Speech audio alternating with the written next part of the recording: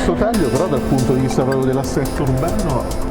Beh, perché Via dei Vestini sta condividendo, insomma, secondo me le città, gli edifici, diciamo questi qua, vedi, si può chiudere ma non viene, insomma, non è stato della casa dello studente la mensa.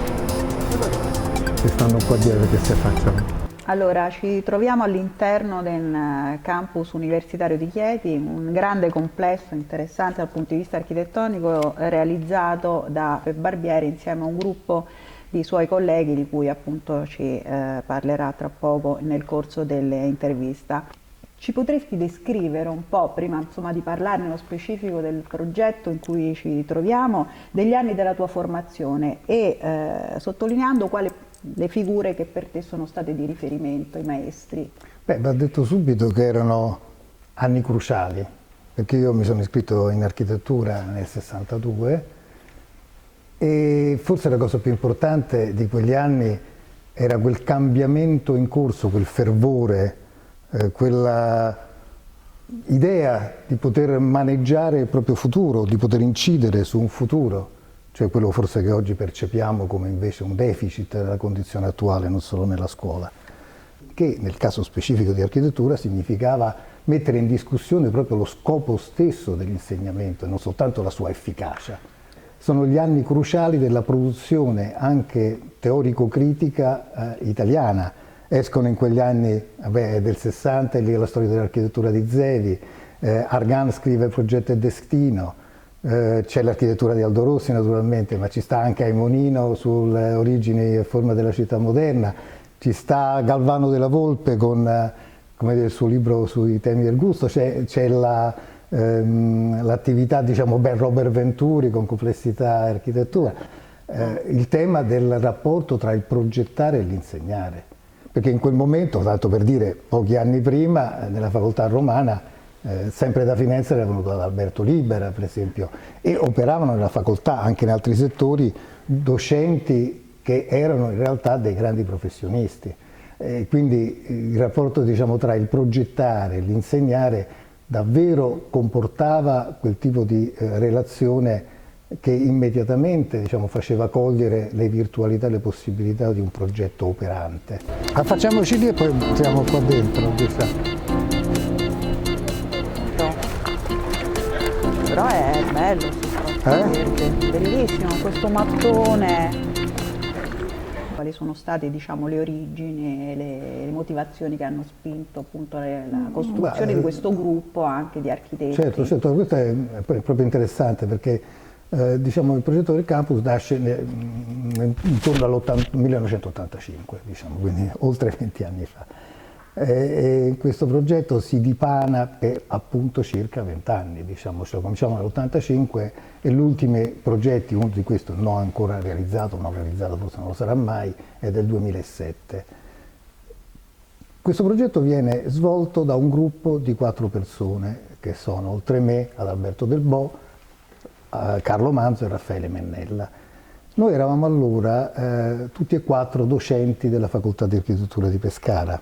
Noi siamo molto debitori di tanto pensiero del progetto ad Agostino Renna e al suo bellissimo libro che ne raduna le idee e le illusioni cristalli. Perché è Renna che coglie, per esempio, rispetto a questo tema, il fatto che la centrale lineare della Val Pescara propone già un'idea di campagna urbanizzata, di territorio che si forma attraverso un sistema esteso di relazioni.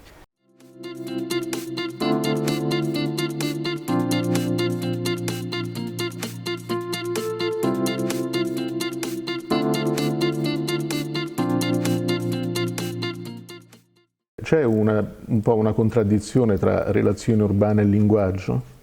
Beh, io a dire la verità non lo penso, diciamo, e dirò perché.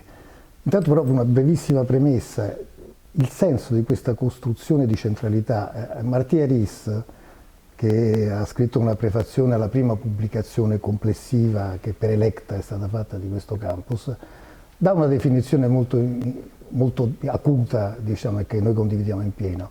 Il tema era la costruzione di un luogo pubblico tra città e campagna.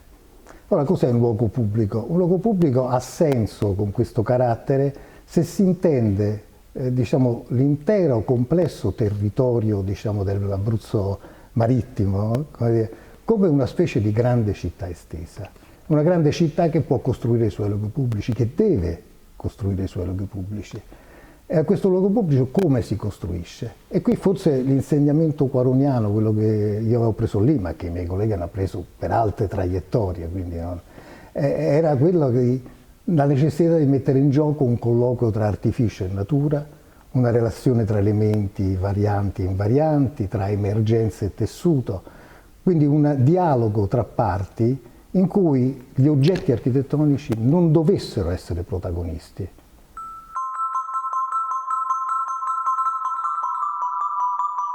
Questo qua è l'aula magna di una facoltà. Poi qui purtroppo hanno perimetrato col verde questa cosa. Quello che sosteneva Quaroni, ma vale per altri, era che il problema non era costruire un oggetto, costruire un luogo, così come Aris ha notato. E nella costruzione del luogo, non dovendo essere protagonisti gli oggetti, è giusto che questi siano costruiti con una sorta di sobrietà. Aris stesso, parlando del libro, nel libro di questo progetto parlava di una sorta di eclisse del linguaggio, per voluta scelta, diciamo, di una sorta di passo indietro, di silenziosità della figuratività degli oggetti per dar valore al loro modo di disporsi. Tant'è che il meccanismo del progetto, che nasce come evidente dall'idea del campus jeffersoniano per la Virginia, ma se avete presente lo schema del campus, quello schema del campus è abbastanza introflesso, disegna sì un campo, ma lo disegna in una sorta di perimetrazione molto rigida, che invece qui viene sottoposta a una serie di deformazioni, di slittamenti, nel quale la capacità di ogni oggetto di essere se stesso dal punto di vista, come dire, di una morfologia elementare, che però si complica nella percorrenza interna, negli scavi, nelle cavità. Quindi il principio del vuoto proprio, soprattutto il vuoto interposto tra i volumi che diventa un elemento essenziale, no? Il vuoto è declinato, diciamo, con particolari caratteri e rappresenta una modellazione, diciamo, interno-esterno che gioca, costruisce una rete di relazioni. E credo che ognuno di noi abbia trovato poi, di noi quattro, abbia trovato nell'itinerario delle proprie ricerche, delle proprie esperienze, altri, come dire, momenti e riferimenti in cui questo tema è stato ognuno di noi affrontato. Per quanto mi riguarda sono state decisive per certe concezioni, intanto un'altra parte della mia formazione, perché appena laureato io ho lavorato, come dire, ho progettato, ho avuto l'occasione di progettare con lo Studio Valle, con Masino Valle, con alcuni progetti e realizzati, no? Penso, non so, gli edifici per l'Enel, Torbella Monaca, Stecche di Torbella Monaca, il Palazzo delle Poste a Via Togliatti, ma più ancora importante è stato rispetto a questi temi l'incontro con Sergio Musmeci in alcuni progetti di concorso di grande forza, diciamo, espressiva. Questo tema della scala semicircolare che si infila nel suolo, no? L'idea tra l'altro è che era funzionale al fatto di portare la luce, diciamo. Può essere ancora utile un approccio tipo morfologico al progetto? Intanto c'è da dire che va tolto forse dal campo di questa riflessione un'idea troppo ristretta del significato di un approccio tipo morfologico. Un'idea ristretta che la conduce troppo spesso, diciamo, all'idea di un codice prescrittivo modellistico, no? Senza ritornare alla famosa distinzione di Quatremer, ma insomma sono molto più legato, al di là del rapporto di amicizia, a quello che ha scritto su questo Carlos Martí Aris nel suo bel libro Le variazioni dell'identità, dove il tipo è tutt'altro, diciamo, che una codificazione prescrittiva, ma un genoma, un principio, diciamo, di relazione tra elementi che ha a che fare più con l'idea di tema di architettura.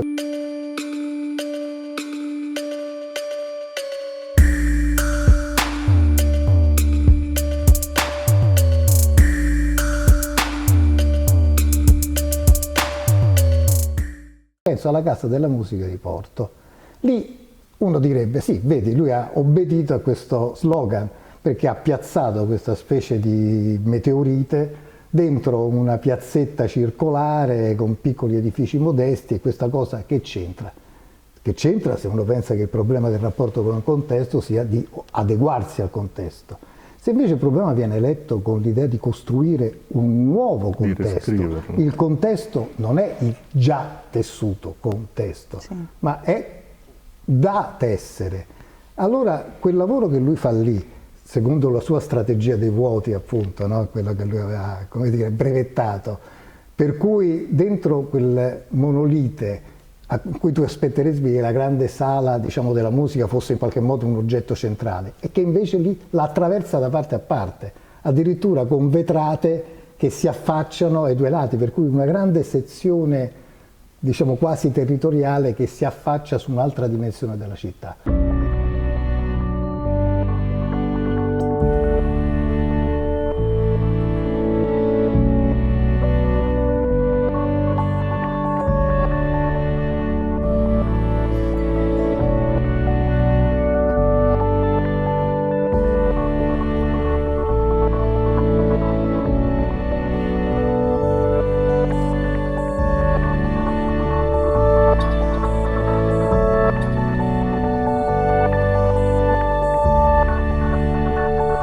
Come ricordi sul piano personale, ma anche della grande opportunità culturale, la fase conflittuale della facoltà di Pescara nel passaggio dai temi della modernità ai segni della contemporaneità? Di quel percorso che fu per certi momenti anche fortemente oppositivo e conflittuale, restano in piedi invece delle linee, delle questioni che in realtà apparentano tra di loro anche certi percorsi e certi ragionamenti, che secondo me si possono leggere intorno a un punto, cioè uno è quello, come dire, la reinterpretazione del problema dell'architettura della città nella dimensione metropolitana. Ora bisogna dire, rispetto a chi operava in quel tempo, ritorno ad Agostino Renna, che è stata una delle figure, insomma, più importanti, diciamo, di questo pensiero.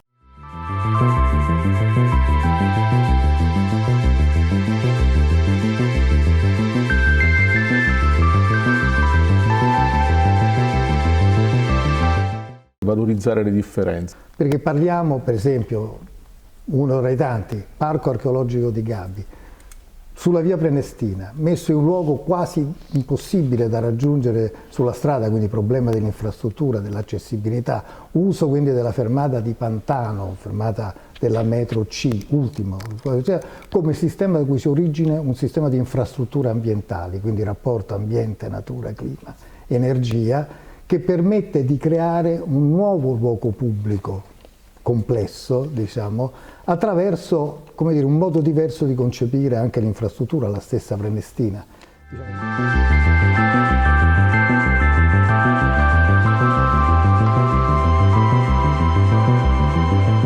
Giovani, cosa consiglieresti ai giovani futuri architetti? Non lo so, diciamo, a me sembra, dovrei ritornare a un punto di prima, diciamo, fare lo sforzo. Io credo che le riviste d'architettura, le mostre di architettura ci stanno troppo abituando all'idea che l'architettura sia qualche cosa che ha bisogno, diciamo, di una prova di sé eroica, no? Diciamo, mentre al contrario io credo che si tratti di capire come possiamo contribuire con azioni anche minime all'interno di una visione forte e generale, ma con azioni minime ma efficaci, diciamo, a concorrere alla trasformazione dello spazio dell'abitare. Benissimo.